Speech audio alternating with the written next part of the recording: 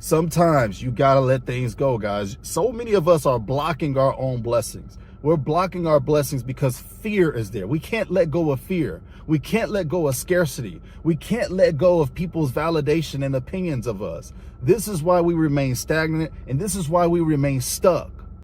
Sometimes in life, you gotta let go in order to let your blessing in. That works in all areas of life. Sometimes financially, you got to let go some of those bad habits. Sometimes when it comes to your dreams and your goals, you got to also let go of the comfort. And in today's video, guys, I want to share my story of why I parted ways with the Lexus ES350 2008. I'm gonna tell you guys why I parted ways. It was a good journey, and in today's video I want to go over the pros and the cons and if I'm going to be messing with Lexus again in the future. But if you know my channel, you already know the answer to that question. So before we get started today though, I wanted to give a big shout out to all of my channel members, and I wanted to tell you guys I got some goodies planned for you guys in terms of content.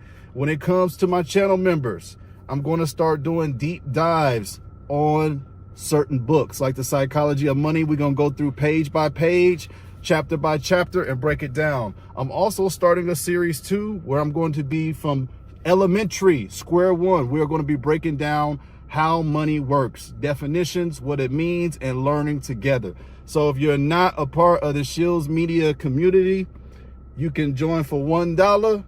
Go ahead, hit the channel membership button, and let's get to learning. All right, Lexus ES, let's talk about it. So as you guys know, earlier last year, I bought this vehicle. I wanted another daily reliable vehicle, and it was my first venture into Lexus.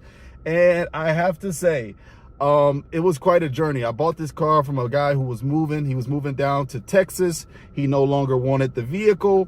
It was a family vehicle since new. And I bought the vehicle for $3,000 straight in cash, only $3,000. It was at 180 or 78,000 miles, and I figured, why not? Me and my wife wanted to try something new, so we wanted to try Lexus out for our first time. I really enjoyed the thing. It was a beauty. It was pretty awesome. So let's start with the pros first. Pros, it's a Lexus. I mean, what else you need to know? Whether it's a 2008 or whether it's a 2025, 26, Lexus is Lexus, and we know that Lexus reliability is unmatched. Number 2, it still looked darn good for the year. I mean, I still think the 2008 joint looks really, really good, but personally, I'm a bigger fan of the previous ES. I really love that 2002 to 2006, just something about that look and them eyes. I don't know what it is. I just love that body style. I still want to get me one of those, but I don't think the wife's going to allow me. Family, we got a family now. I can't just get what I want. All right.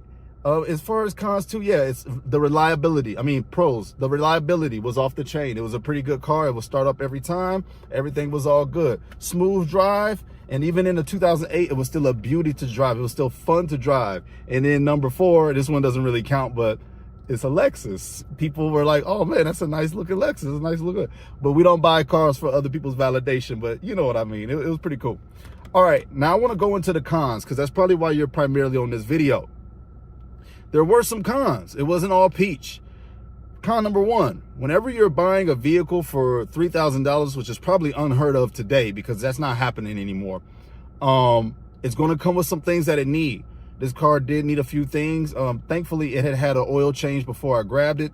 But shortly into my ownership cycle of it, I did need to get 2 new front axles. And them boys weren't cheap. They weren't cheap because at the end of the day, whether it's an old vehicle or not, it's still a luxury vehicle. So I did have to get front axles across the board, and that costed me a little penny. But whenever you're buying a used vehicle, you should always have about 2 to 3 grand on the side just in case for repairs. So we did have that, and I did get it repaired, but that was one of the things as well. Con number 2, this model of ES unfortunately still required premium gas, and we all know how the gas situation is going right now in this country. So it sucked paying premium gas on a vehicle so old, right? It just didn't really feel efficient. It just didn't feel smart to be paying this much gas on a 2008 vehicle, especially while gas is going up. So you guys know me, I'm an economy guy. I like regular old little cars. Toyota Camry is my favorite car.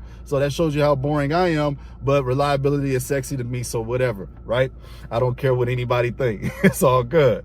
So, yeah, the gas sucked. The MPG was pretty decent, but I didn't really know that much when it came to its ownership history. I tried to do the best I could do with the previous owner, but you know, it all depends on how well it was taken care of. I forget which number I'm on, but number 3, it cost of ownership. Again, guys, whenever you're getting into a luxury vehicle, it's going to cost a little bit more to fix up than economy friendly vehicles. Okay, so certain things went bad, like the axle, we had to fix it, you know what I'm saying?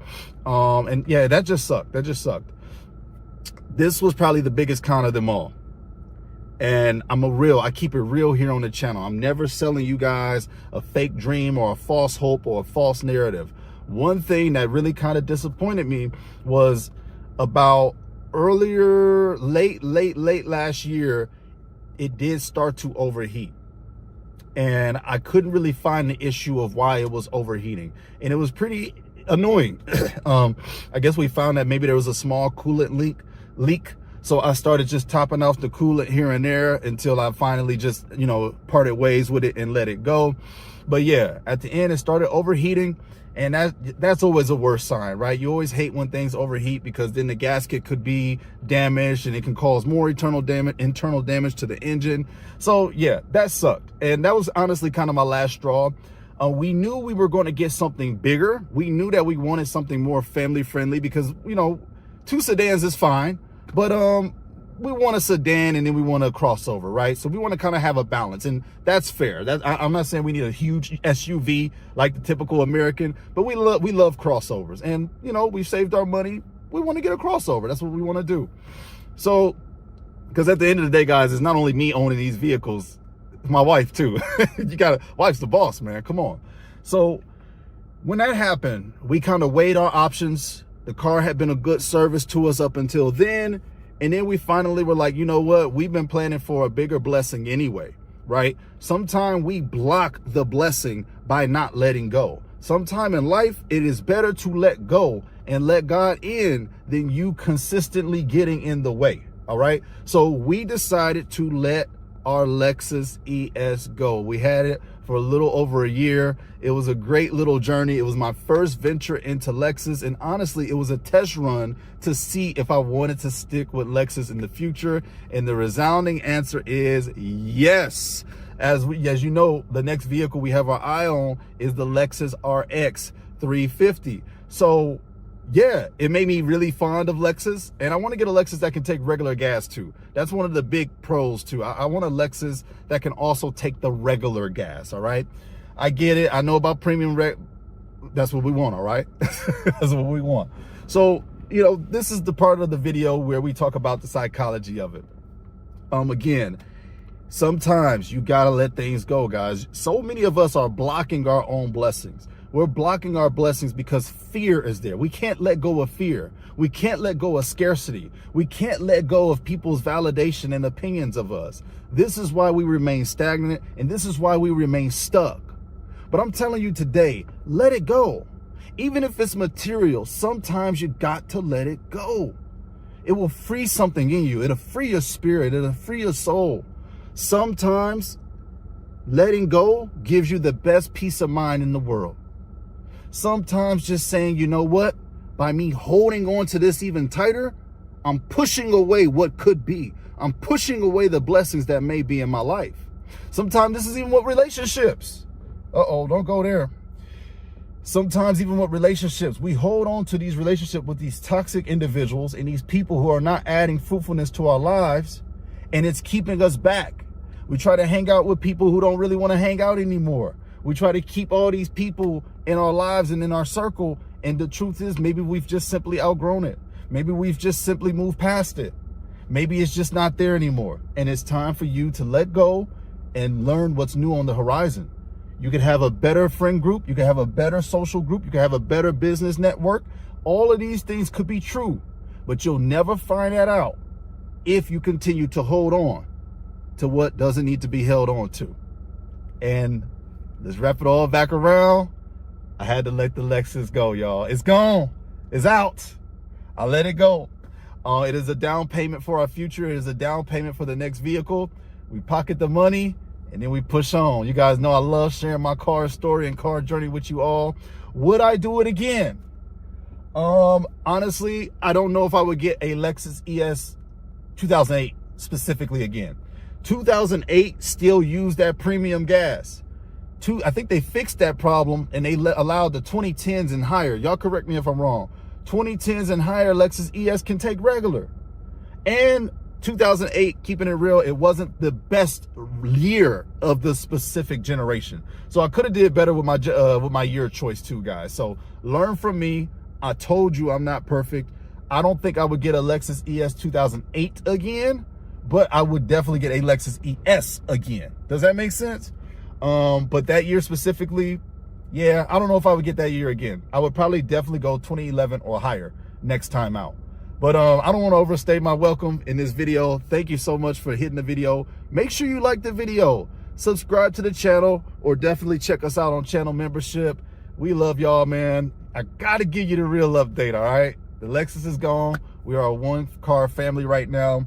And I think that's in and of itself. We're gonna rock it. We're gonna do what we gotta do. We both got jobs, one-car family. You can do it too.